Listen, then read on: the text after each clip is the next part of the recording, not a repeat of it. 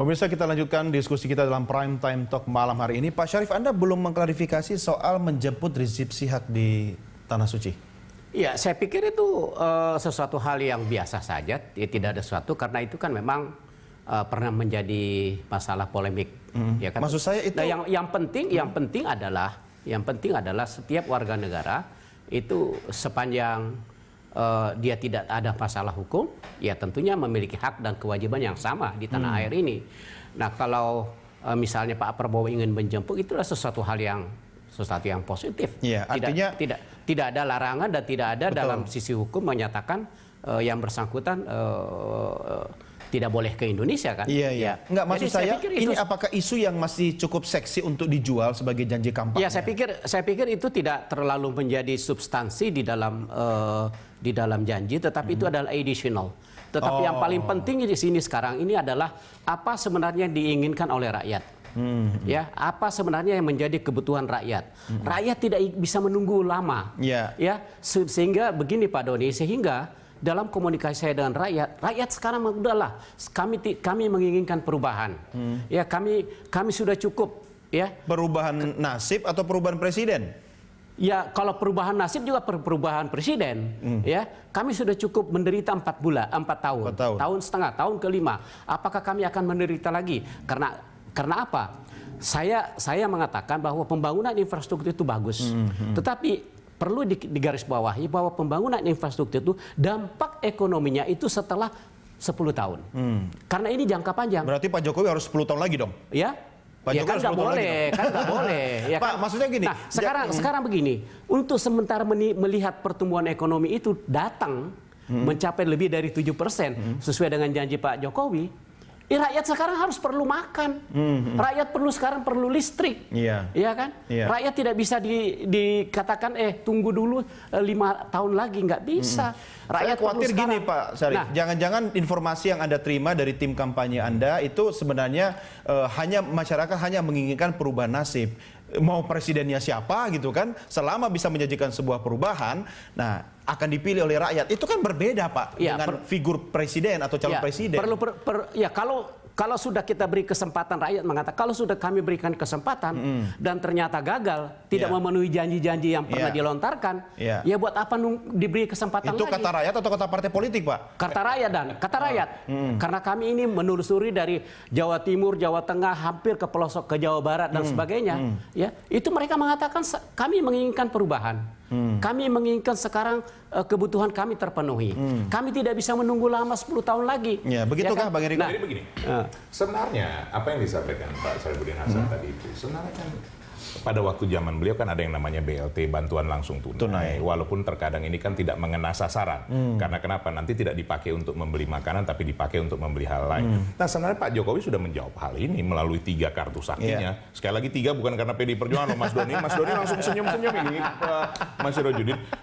Pertama, kartu sembako murah. Bahwa ada masyarakat kita juga yang memang berat, Pak Syarifudin Hasan, tapi beliau sudah memberikan jalan keluarnya nanti tahun 2020 kartu sembako murah itu seperti apa. Jadi tidak bisa lagi misalnya itu nanti digunakan untuk kebutuhan lain, tapi memang kebutuhan untuk kebutuhan makanan. Bagaimana kartu Indonesia Pintar untuk juga mahasiswa, tidak cukup cuma sampai SMA. Kemudian kartu prakerja. Bagaimana sekarang kan banyak dikritik bahwa pendidikan itu sebentar diganti kurikulumnya. Nah, ini tidak seperti itu. Merubah itu kan tentu ada tahapannya. Nah, bagaimana juga kebutuhan pasar bisa dipenuhi oleh tenaga kerja Indonesia pada saat bonus demografi. Tadi sudah kita lihat bonus demografi sudah terjadi di Indonesia. Nah, ini perlu satu hal tindakan yang simultan yang memang sudah dilakukan Pak Jokowi dari mulai 5 tahun lalu dan ini perlu dituntaskan di 5 tahun yang kedua. Masyarakat yang menilai kan semua. Seperti kata Pak Syarif tadi, ini kan semua akan diukur dan masyarakat akan memutuskan kasih kesempatan lagi atau tidak, begitu kan? Tapi sekarang begini, apa ada satu solusi yang instan?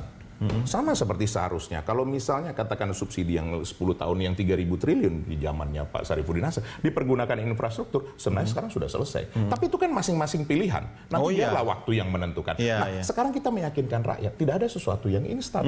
Bagaimana caranya dengan menuntaskan dari periode pertama ini masuk ke periode berikutnya? Bang, kalau dari sejak awal Bang Eriko tahu bahwa ini tidak bisa instan, kenapa menjanjikan itu misalnya? Karena memang itu kenyataan yang ada. Jangan menjanji-janjikan sesuatu yang memang tidak mungkin.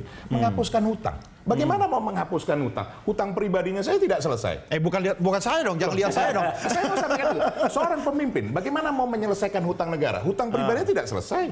Perusahaannya tutup, bangkrut. Iya. Nah, perusahaan siapa? Loh, saya tidak mau siapapun itu yang merasa mau menjadi pemimpin di negara ini kan harus menyelesaikan ya. Nanti saya maju capres deh sama pada masanya. Mas Doni, sekarang Mas Doni menjadi presenter. Tentu kan ada tahapan seleksi, proses. ada tahapan proses. Nah, itu kan tidak bisa instan, Mas Doni. Iya, betul. Seperti itu. Nah, ini yang harus Anda berdua kampanyekan, komunikasikan dengan bahasa-bahasa yang sesuai frekuensinya dengan publik. Mas Doni, kenapa saya sampaikan tadi Mas Sirojudin Albas, begitu juga Pak Syarifudin Hasan, tadi kami juga berbicara, itu tidak bisa disampaikan hanya melalui kampanye media, terbuka, hanya melalui media, hanya melalui medsos, tidak bisa. Gitu. Tapi itu harus door to door. Itu langsung, harus menyampaikan secara langsung dan Oke, pas. saya minta Pak Sirojudin kasihkan tips lah ya, masukan buat mereka berdua ini.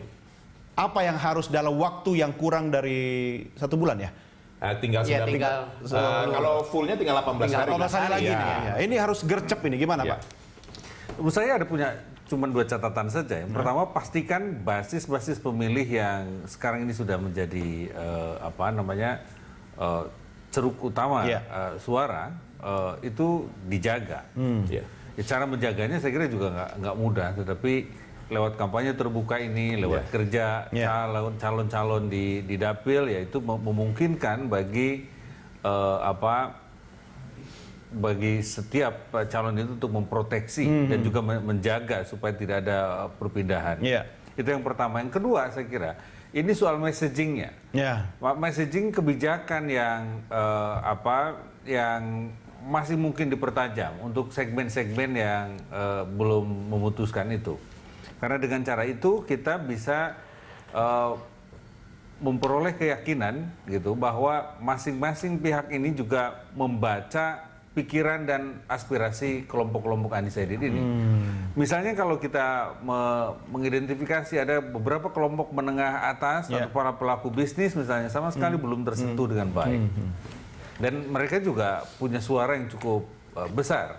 Bahwa memang sudah ada deklarasi dari pengusaha dukung Pak Jokowi, pengusaha dukung Pak Prabowo. Tapi tidak berarti mereka sudah yakin akan mendukung masing-masing. Karena aspek-aspek kebijakan ekonomi makronya, misalnya soal pajak, soal kemudahan berusaha, soal kemudahan berinvestasi, sama sekali belum tersentuh. Nah, ini aspek itu yang harus juga dieksplorasi. Ilmu pengalaman Anda itu harus lebih banyak dibagikan kepada mereka berdua. Jadi tim ses mereka berdua aja kan aman kan? Beliau harus tetap ada yang memberikan nuansa ya. Untuk sebagai warga negara yang baik, bapak-bapak, ini jangan sampai hanya ngurus pilpres, sampai urusan lain-lain itu terbengkalai, kesehatan, ya kan, waktu sama keluarga, ya kan. Betul, itu, Pak Pak Syarif, dapilnya mana? Saya Kabupaten Cianjur sama Kota Bogor.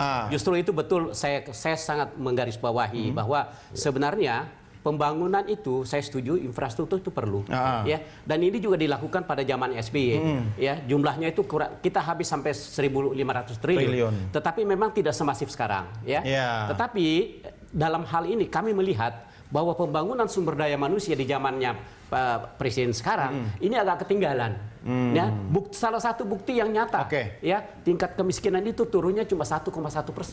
Pak Syarif tahu aja saya mau closing langsung hajar nih. Nah, kemudian ini tenaga kerja juga ini, ya.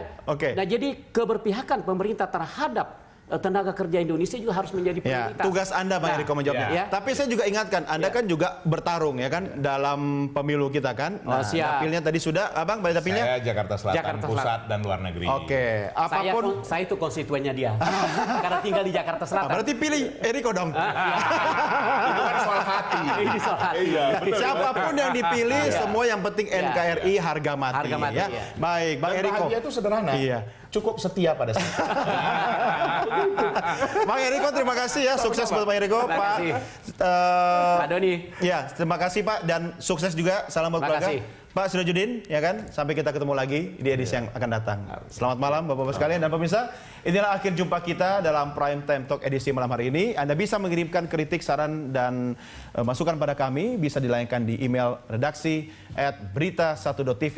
Follow kami via Twitter, Facebook, YouTube, dan Instagram. Atas nama rekan-rekan kerabat kerja petugas, saya Dodi The Kaiser undur diri. Terima kasih. Selamat malam. Sampai jumpa. Merdeka. Merdeka.